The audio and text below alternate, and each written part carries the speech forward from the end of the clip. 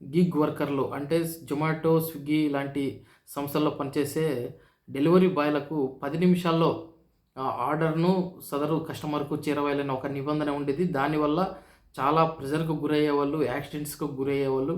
ఆ 10 నిమిషాల్లో వాళ్ళు చేరవేయకపోతే వాళ్ళకు రేటింగ్ తగ్గించడం, వాళ్ళ సాలరీలో కోత విధించడం లాంటి అనేక నిబంధనలు ఉండేవి.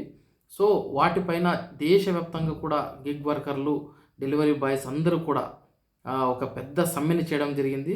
దానికి తలొగ్గి కేంద్రం వాళ్ళకు అనుగుణంగా వాళ్ళకు మేలు కల్పించే దిశగా ఒక నిర్ణయం అయితే తీసుకోవడం జరిగింది. అది ఏంటంటే ఆ 10 నిమిషాల నిబంధనను తీసివేయడం జరిగింది. సో, దానివల్ల దేశవ్యాప్తంగా ఉన్న గిగ్ వర్కర్లు చాలా ఆనందాన్ని వ్యక్తం చేయడం జరిగింది. ఎందుకంటే ఒక వర్క్‌లో ప్రెషర్ అంటే డెఫినిట్‌గా అనేక అనర్థాలకు దారితీస్తుంది.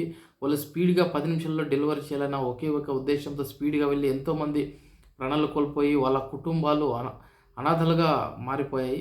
సో, ఇటువంటి వాటిని కట్టడి చేసే దిశగా కూడా కేంద్రం ఇంతకుముందే ఆలోచించాల్సి ఉంది. ఎందుకంటే వాళ్ళు డిమాండ్ చేసినప్పుడు దీనికి ఒప్పుకునేదానికంటే ముందే చేసుంటే అది నిజంగా ఒక ప్రజల యొక్క సంక్షేమాన్ని కోరే ప్రభుత్వంగా ఒక మంచి పేరు తెచ్చుకొని ఉండేది కేంద్ర ప్రభుత్వం. అయితే ఇప్పటికైనా మించిపోలేదు.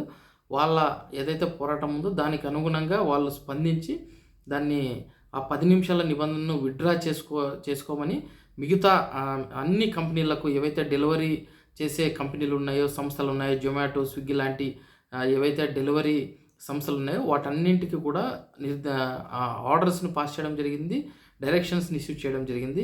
సో, ఈ నిబంధన నెక్స్ట్ ఏమైనా అమలు చేస్తే డెఫినిట్‌గా ఆ సంస్థలపైన చర్యలుంటాయని కూడా కేంద్రం హెచ్చరించింది. సో, ఇది ఒక మంచి పరిణామం అని చెప్పొచ్చు. గిగ్ వర్కర్లు ఇక హ్యాపీగా వాళ్ళ డ్యూటీలను చేసుకోవచ్చు. సాలరీలో కోత ఉండదు. ఏమీ ఉండదు. సో, ఇది మంచి పరిణామం అని కూడా నాకు అనిపిస్తుంది.